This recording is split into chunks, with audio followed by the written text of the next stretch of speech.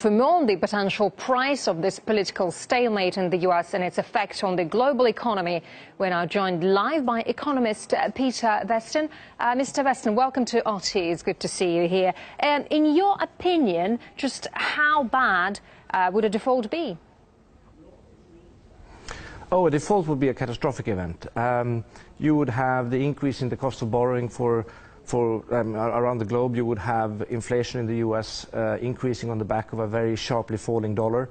And it would basically affect every single country in the world, given that the dollar remains the key reserve currency. Right, but do you think the US will make a last-minute decision and find an agreement to raise the debt ceiling? Well, I think they will have to, given that, as I said, it's going to be a catastrophic event. The unfortunate issue is that you have a number of politicians on the Republican side, the so-called Tea Party, which actually believe that a default would not, that US can actually handle a default, something which I think is very reckless and irresponsible. You're looking at a Congress that is basically run by children. And the fortunate thing is that the people that believe that the default could be manageable is very tiny, but it's the question of winning them over. And the longer we drag on to the 17th of October deadline, the more concerned will the markets be. So far we see quite a sort of calm sell-off, and we've seen a couple of days when the markets actually have gone up on some sort of belief that some solution will be found. Which I think in the end will be found, because, again, this would be a catastrophic event if we do see a default. Why would lawmakers leave such a massive decision until the very last moment? Well, it is an issue of, just because these are politicians that have to solve their own problems.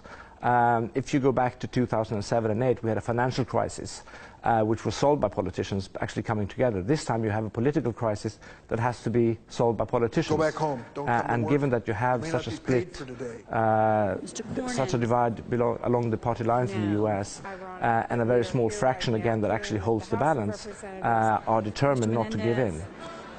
So it's really that the negotiations are just continuing, and basically people think that the longer we hold on to it, the quicker will the other party cave in, which doesn't seem to be the case. And unfortunately, the US population gets stuck in the middle.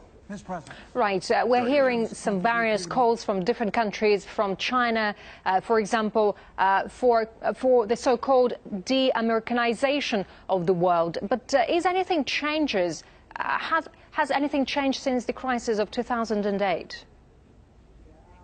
Well, as I said, the crisis 2007 and 2008 was a financial crisis that was successfully solved by politicians. This time you do have a political crisis that has to be solved by politicians. So that's the real change.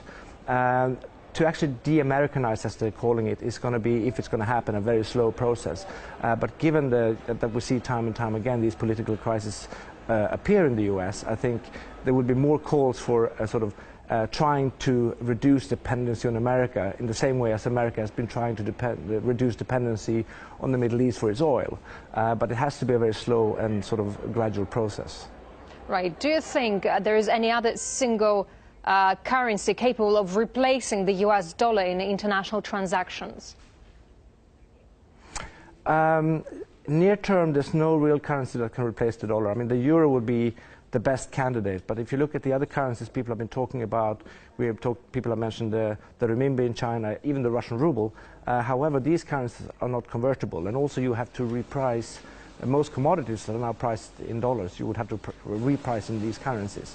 So there's no quick sort of alternative to the dollar as we see it right now. Right, the US doesn't actually have the highest debt to GDP in the world, but why are people losing faith then? Well, in this case, it's not really about the level of debt. It's the ability to repay the debt they actually have. With the new ceiling, with the old ceiling, they can pay $30 billion. What they owe on the 17th is going to be $60 billion. So it's basically defaulting on this debt or having to reduce spendings elsewhere to find the money to pay the debt.